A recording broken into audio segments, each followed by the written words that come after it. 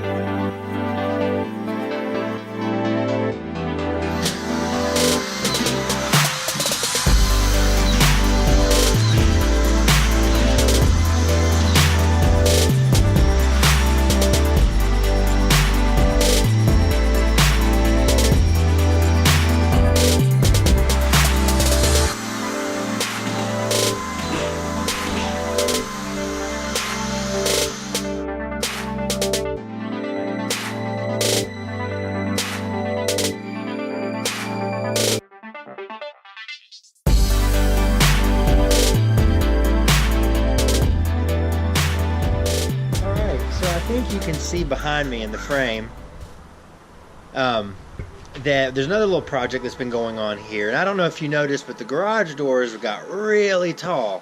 But when we raised the garage up 28 inches, that left a 28-inch gap over the original garage doors. I guess there could have been an option to do taller garage doors, but having garage doors that were that tall versus how wide these were, I didn't think would look right. So what we decided to do was put windows over them. Has two effects. One, from the outside, I think it's going to look nice.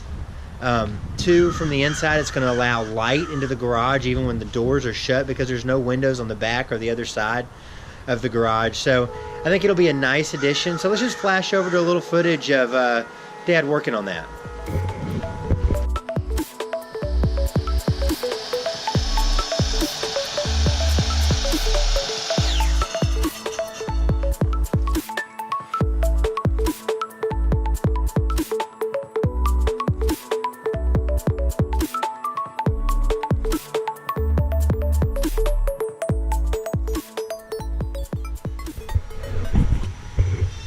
Alright, so as you can see, we just started the video on a couple of interesting items here.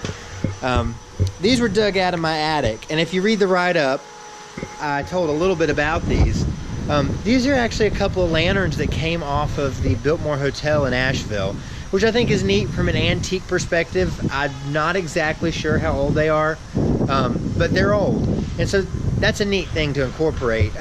As you can see, they are large, probably about 36 inches tall, so not exactly your normal house light size.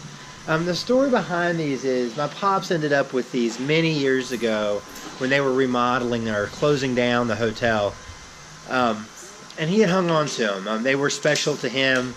Dad ended up with them when he passed, and they've been stored up in the attic ever since, and it's just been one of those things that you hung on to because it meant something, but you weren't sure how to use. And when we were cleaning out my garage, the plan had been to get rid of them finally. What were we going to do? But when I took them down, you know, that little sentimental thing, or I think that was it, I just couldn't let them go. So we decided we'd find some use for them. I think the plan is here to restore them, restore the exterior, get them working. It's really cool. It's like metallic material sheathing on this, but it's porcelain. The lights, I don't know what we would have to change, or whether we can use the wiring, what kind of condition it's in. So that's the plan with that. But I think that's going to be neat. I've thought about maybe in the garage. Nikki thought maybe outside.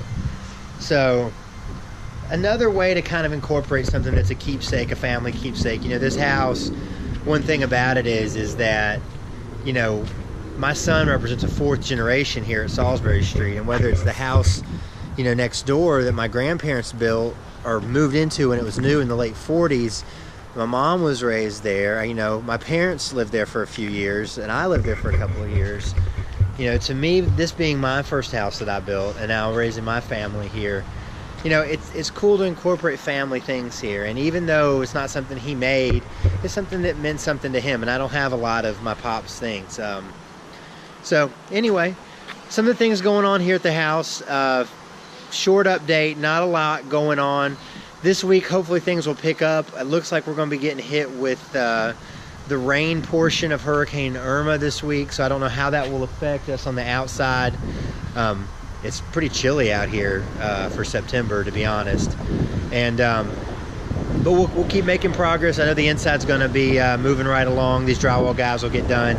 We'll get the walls primed, and hopefully we'll be coming back next week with a lot of new progress. So thanks for joining in, and I'm going to cut this out before this wind makes a mess. See y'all later.